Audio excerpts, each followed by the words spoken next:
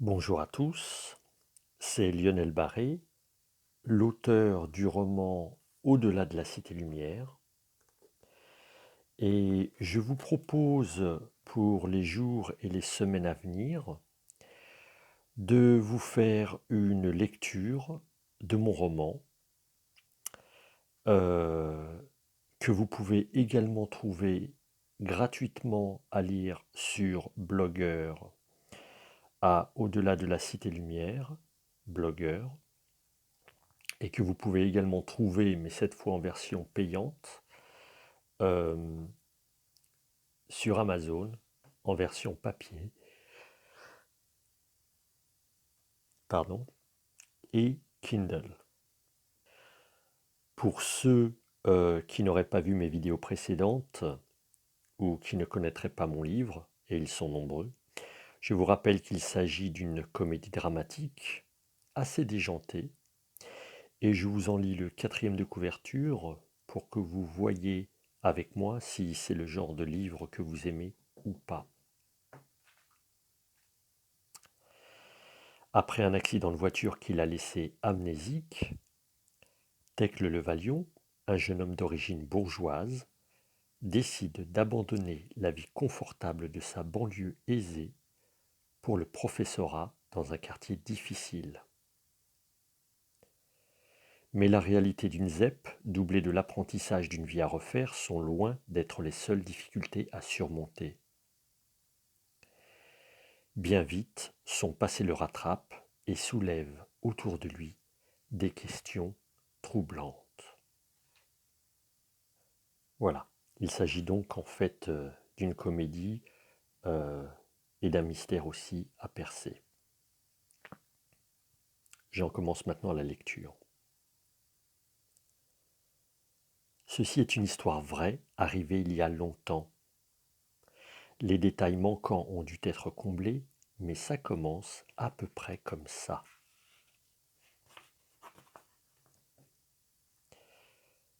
Partie 1, prologue. Petit bonhomme sort d'une bouche de métro. Il fait nuit, ses pas claquent sur le pavé mouillé. Pardon, monsieur, où est la tour Eiffel, s'il vous plaît? Là, juste à droite. Oh!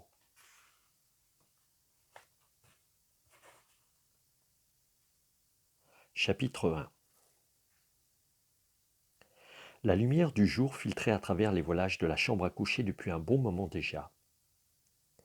Jacqueline Levalion dormait dans sa moitié de lit froissé, le visage marqué.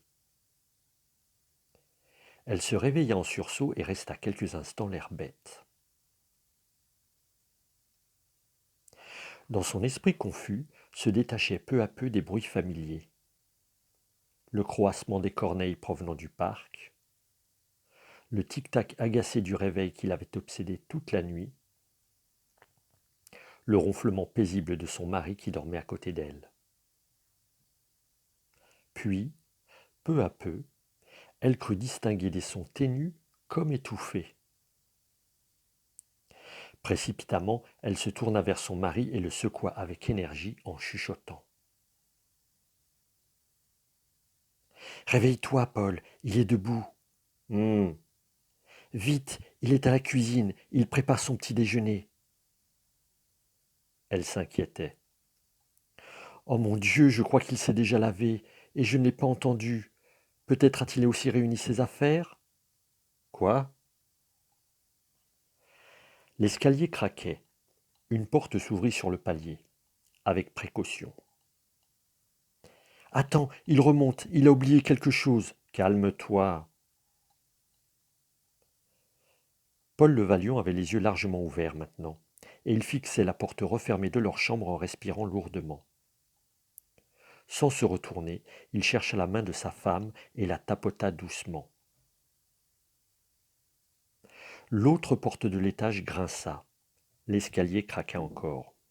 « Tu sens, il y a une odeur de chocolat au lait dans l'air. »« Oui. »« Et ça, le toaster, il a réussi à faire marcher le toaster. Sans Paul. »« Il est grand maintenant. »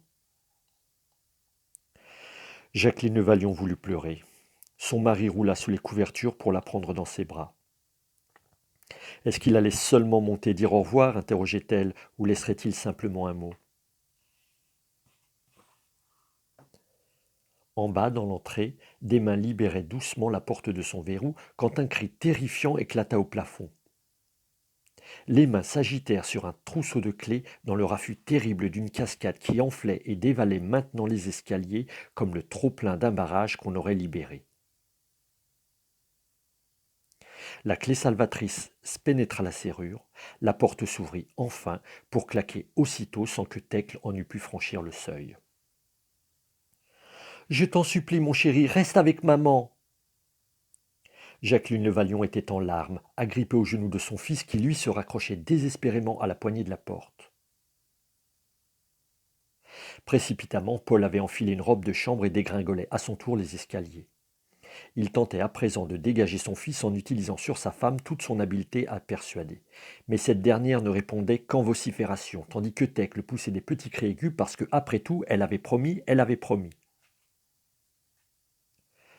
Seul Aimé, qui assistait à la scène depuis quelques instants, restait impassible, comme à son habitude. « Maman !» Thècle lâcha d'un coup la poignée de la porte et fixa sa mère avec tout le sérieux dont il était capable.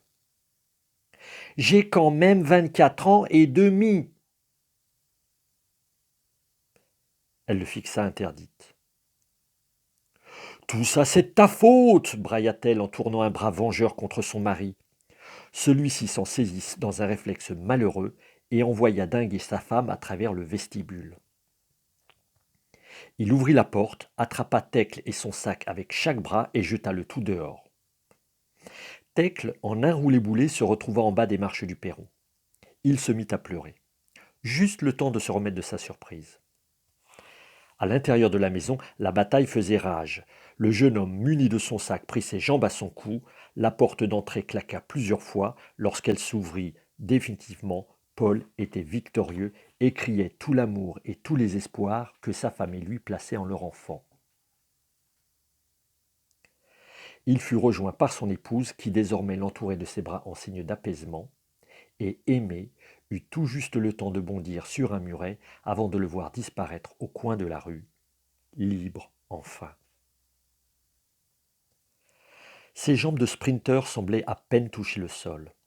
Ses bras en locomotive le projetaient davantage vers un monde radieux et rempli de promesses. Plus vite que les voitures, plus vite que les dangers de la rue, et le long des maisons cossues, jusqu'en bas de la rue, au bout de laquelle se trouvait la petite station ferroviaire de la ville, et derrière laquelle le RER qui arrivait s'arrêterait seulement brièvement. Dopé par une montée soudaine d'adrénaline, et soucié de ne pas rater sa chance, Thècle, gonflé à bloc, accéléra encore pour battre les derniers mètres qui les séparaient des quais. Il entra dans la gare, et quelques secondes plus tard, le train démarrait vers une nouvelle vie qui commençait. Chapitre 2. Assis sur une banquette de train, Thècle fixait tour à tour les passagers taciturnes avec un sourire engageant, lorsqu'il remarqua une vieille femme aux cheveux noirs et mal peignés et qui semblait pleurer dans l'indifférence générale. Malaisé et inquiet, il l'aborda la gorge nouée. « Vous êtes une sorcière ?» La femme releva d'un coup son visage maigre et ses yeux hagards le fixèrent pleins d'incrédulité. « Qu'est-ce que vous me voulez ?» dit-elle de sa voix éteinte, et elle le frappa à grands coups de parapluie. « Allez-vous-en, mêlez-vous de vos affaires !» Thècle tenta une explication, bien sûr, mais les coups continuaient de tomber et il dut battre en retraite en cajolant son bras endolori et sous le regard narquois des autres passagers. Humilié et confus, il se força à regarder le paysage défiler derrière la fenêtre en ravalant tout juste sa peine. Le train filait en coupant dans la masse incohérente des maisons et immeubles, passait au-dessus des autoroutes avant de s'enfoncer sous les grands boulevards bordés d'immeubles haussmanniens. Vue du ciel, la circulation routière ralentissait. L'avenue s'embellissait et les trottoirs s'emplissaient de piétons et de tables de café avant d'être coupés par la Seine qui coulait en direction de l'ouest, le long des palais-musées bordés d'arbres, des places ornées de fontaines dorées et des drapeaux tricolores flottant mollement au sommet des coupoles. Plus au sud, sur la rive gauche, la tour Eiffel se dressait dans sa couleur minérale et au milieu d'un blanc laiteux. Derrière elle, sur un pont qui enjambait le fleuve, un train impérial filait vers la rive droite avant de disparaître à nouveau dans le méandre de la ville immense qui s'étendait au-delà de l'horizon. Chapitre 3. Après un moment d'hésitation, Jacqueline Levalion sortit de sa berline haut de gamme. C'était tout comme elle l'imaginait. Les immeubles sales à perte de vue, les pelouses mitées et couvertes de papier gras, le bruit, les odeurs. Vêtue d'une tenue rose de danseuse orientale, elle traversa malaisément la route vers le porche numéro 3, chaussée d'une paire de bottes de caoutchouc kaki trop larges et embarrassée par le blond platine de ses cheveux et le blanc crémeux de son visage qu'elle s'efforçait de dissimuler derrière un voile transparent. L'heure du déjeuner était à peine passée. Sous le ciel bleu sans aucun nuage, la cité HLM semblait vide, comme plongée dans une torpeur méditerranéenne. Seul un groupe d'adolescents désœuvrés parlait bruyamment autour d'un long banc en béton, tandis qu'un petit homme trapu polissait son taxi.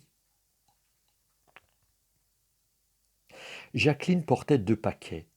L'un était une poche de plastique de supermarché, nouée autour de son poignet gauche et qu'elle tenait au creux de son avant-bras. L'autre était son sac à main qu'elle serra davantage sous son aisselle, tandis qu'elle surveillait du coin de l'œil le groupe d'adolescents qui s'exclaffaient dans le raffut de son passage. Tous ces traînes savates, pensa-t-elle dans l'embarras de ses bottes. Dans la cage d'escalier, son cœur battait la chamade. Ses doigts parcouraient les boîtes aux lettres nerveusement. Non, vraiment, elle ne comprenait pas pourquoi Thècle tenait tant à vivre dans un endroit pareil. Elle frappa l'interrupteur cassé de l'escalier et s'engagea à la hâte vers l'appartement de son fils. De toute façon, c'était le 3e. Au premier étage, les odeurs de cuisine la firent tanguer jusqu'au 2e. Au 2e, les cris des locataires l'effrayèrent jusqu'au 3e. Lorsqu'elle atteint le 3e, une colonie de cafards qui traversait le palier manqua de la faire hurler et l'obligea à cogner sur la première porte qui s'offrit à elle. « Thècle, ouvre-moi, c'est maman, vite !» Les blattes s'engouffraient dans une crevasse du mur quand la porte s'ouvrit finalement sur un énorme Africain. C'était un homme. Non, une femme. Une énorme femme noire de 1,85 m au moins. « Excusez-moi, balbutia Jacqueline en désignant l'autre porte de l'étage. Je voulais voir mon fils Thècle. »« Mais il n'est pas là pour le moment, s'exclama la femme noire impressionnée par le regard plein d'effroi. Entrez, vous êtes toute pâle. Jacqueline Levalion remarqua une petite main supplémentaire sur la hanche de son interlocutrice, et derrière elle, un petit œil brillant qui l'observait dans la pénombre. Elle eut un mouvement vers son sac avant d'avancer la main avec crainte, mais l'enfant se sauva.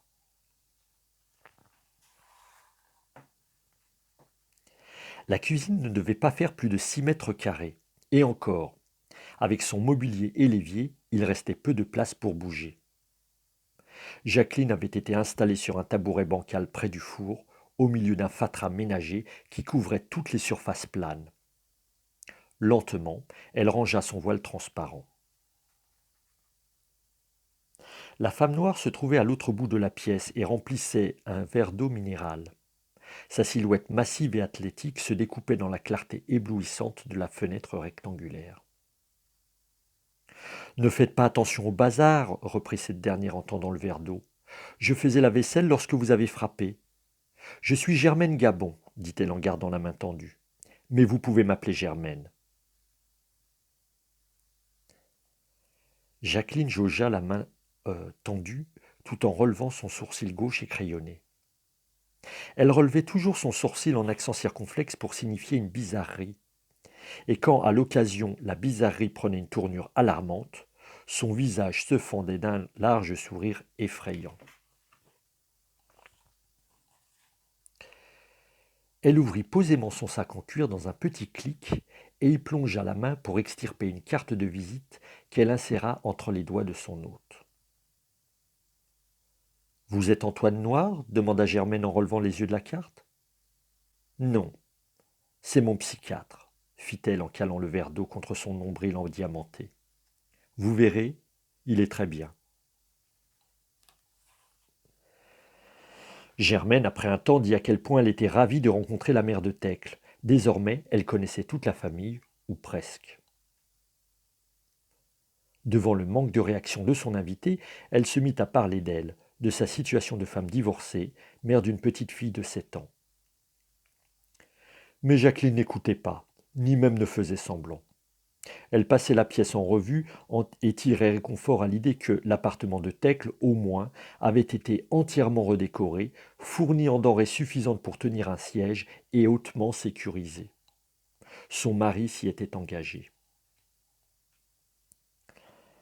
À nouveau, son sourcil gauche se souleva. Cette femme ne venait-elle pas de dire qu'elle travaillait dans le même collège que Thècle? Oui, confirma Germaine, je suis professeur d'histoire-géographie et de français au collège Jules Ferry. Dans ce cas, reprit-elle tout en se redressant sur sa chaise, peut-être pourriez-vous m'aider. Voilà, puisque vous connaissez Thècle, vous avez dû remarquer son petit problème. Je ne suis pas sûr, répondit Germaine en tirant une chaise de sous la table. Jacqueline Le Valion réprima un soupir d'exaspération. C'était bien Paul de prétendre s'occuper de tout en lui laissant à elle le rôle de traiter des sujets délicats. À contre-cœur, elle expliqua que son fils avait toujours été un élève brillant, aimé de tous et promu à un avenir exceptionnel.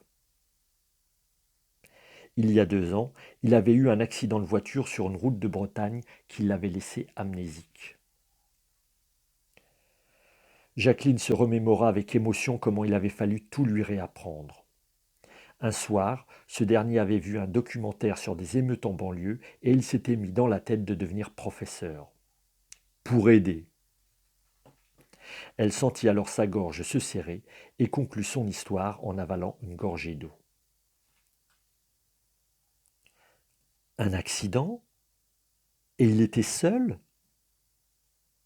La BMW s'enfonça dans la nuit à vive allure et Jacqueline ferma brièvement les yeux pour ne plus entendre les cris terrifiés d'une jeune femme. Sa voiture a quitté une route déserte et il était seul. Elle admit qu'elle n'était pas venue remettre à son fils des affaires oubliées le matin, mais plutôt pour se rassurer et voir où il habitait. Maintenant qu'elle avait rencontré Germaine, elle voulait lui demander une faveur.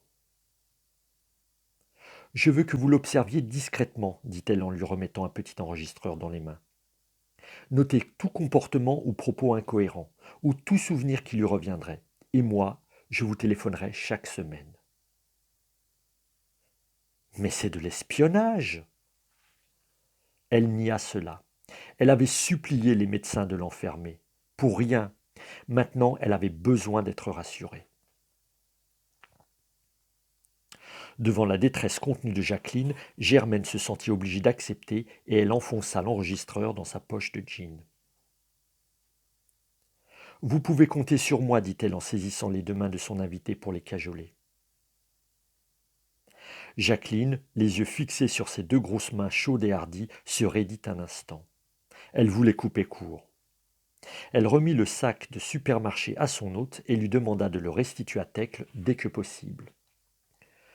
Peut-être valait-il mieux qu'elle ne voie pas son fils après tout. Germaine Gabot donnait son numéro de téléphone tandis que son interlocutrice ouvrait la porte sur le palier. Attendez, dit Germaine alors que son invité s'apprêtait à partir. Thècle ne devrait pas tarder maintenant. En attendant, peut-être voudriez-vous voir sa chambre? Jacqueline, confuse, regarda l'autre porte dans la cage d'escalier, puis le fond du couloir désigné par Germaine. Et lentement, son visage se fendit d'un sourire absolument terrifiant. Chapitre 4. La voiture dérapa dans un crissement de pneus et vint buter contre le trottoir jonché de feuilles mortes. Jacqueline sortit de sa voiture tel un automate dont la mécanique serait remontée à mort. Elle déclina d'un geste rude une invitation à prendre le thé et s'engagea rapidement dans l'allée de son jardin, son sourire toujours collé au visage. Dans le vestibule, elle allait claquer la porte mais se ravisa. Elle préférait de loin l'effet de surprise. À droite, la porte du living room était ouverte, ainsi que la porte-fenêtre donnant sur le jardin de derrière. Entre les deux, trônait une toile sur un chevalet entouré d'un nécessaire de peinture. Paul était absent, mais il avait recommencé à peindre. Toujours la même chose, la vue qu'ils avaient sur le parc de Sceaux. Sur la toile blanche, seules étaient représentées les grilles noires délimitant leur propriété. Paul lui avait d'abord menti, mais cette gouache ne fit qu'ajouter du désespoir à sa rage. Le début d'un courant d'air ajouta ses cheveux. Lorsqu'elle entendit son mari s'engager dans l'allée, ses yeux fous cherchèrent un objet solide. Un objet solide, dur et maniable. Paul Levalion était absorbé dans ses pensées. Il gravit lestement les marches du perron et se présenta confiant dans le cadre de la porte ouverte. Voilà, ce sont les 4 premiers chapitres de la partie 1 de Au-delà de la Cité-Lumière. Si vous le souhaitez, je vous rappelle qu'il est disponible en lecture gratuite sur Blogueur, même titre, Au-delà de la Cité-Lumière. Et encore une fois, ceux qui aiment lire sur du papier ou sur Kindle peuvent le trouver, mais cette fois en version payante, sur Amazon, Au-delà de la Cité-Lumière, Lionel Barré. Je vous remercie et peut-être à une prochaine vidéo.